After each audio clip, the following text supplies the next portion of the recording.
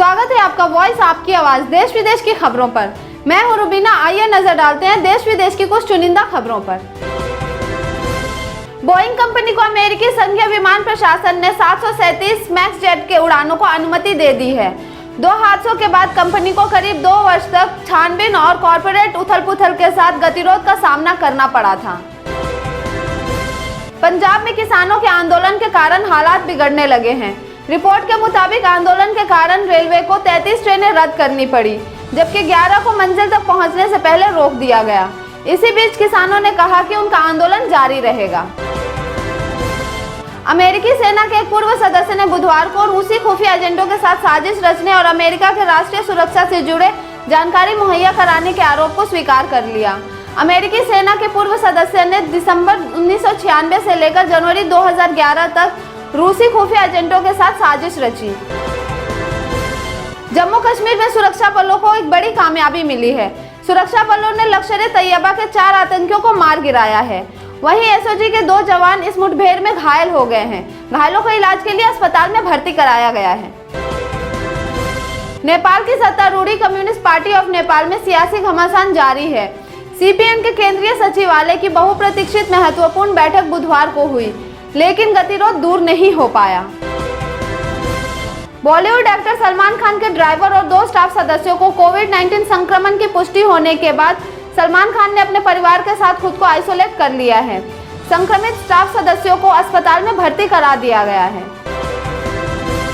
Maharashtra police ने छोटी दिवाली के दिन पालघर के एक एटीएम कैश वैन में रखे गए 4 करोड़ 25 लाख रुपए की चोरी के मामले में 3 लोगों को गिरफ्तार किया है।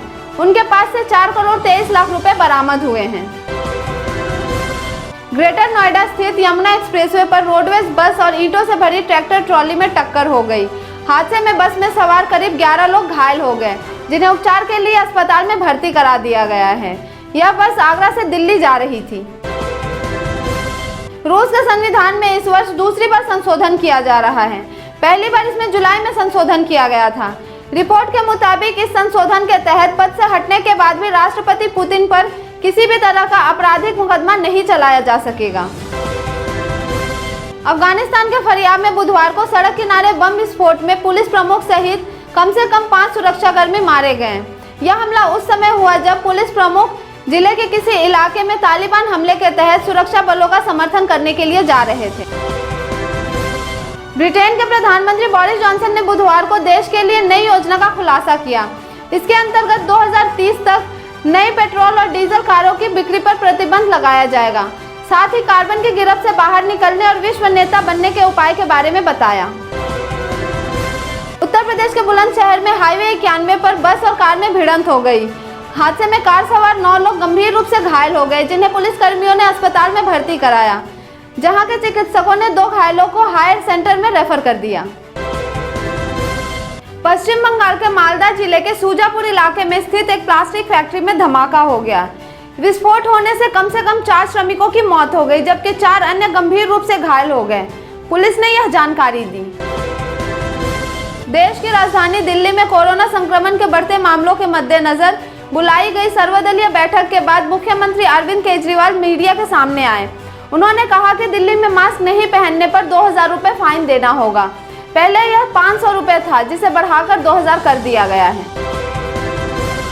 आर्मेनिया और अजरबैजान के बीच लंबे समय से चल रहे युद्ध के बाद हुए संघर्ष विराम के मद्देनजर बड़ी संख्या में आर्मेनियाई अपने घर लौट रहे हैं, जबकि नागोर्नो काराबाख के लोग खुशियां मनाते और एक दूसरे को गले लगाते देखे गए।